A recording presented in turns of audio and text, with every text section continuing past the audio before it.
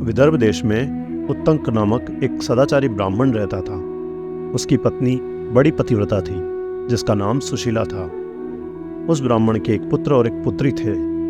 विवाह योग्य होने पर उसने समान कुलशील वर के साथ कन्या का विवाह कर दिया। देव योग से कुछ दिनों बाद वह विधवा हो गई। दुखी ब्राह्मण दंपति कन्या सहित गंगा तट पर कुटिया बनाकर रहने लगे। एक दिन ब्राह्मण कन्या सो रही थी कि उसका शरीर कीड़ों से भर गया। कन्या ने सारी बात माँ से कही। माँ ने पति से सब कहते हुए पूछा, हे प्राणनाथ, मेरी साध्वी कन्या की यह गति होने का क्या कारण है? उत्तंक ने समाधि द्वारा इस घटना का पता लगाकर बताया कि पूर्व जन्म में भी यह कन्या ब्राह्मणी थी। इसने रजस्वला होते हुए भी बर्तन छू लिए थे। इस जन्म में भी इसने लोगों की देखा देखी ऋषि पंचमी का व्रत नहीं किया, इसलिए इसके शरीर में कीड़े पड़े हैं।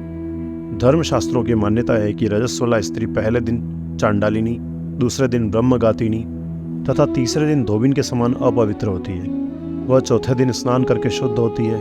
यदि यह शुद्ध मन से अब भी ऋषि पंचमी का व्रत करे तो इसके सारे दुख दूर हो जाएंगे और अगले जन्म में अटल सौभाग्य प्राप्त करेगी।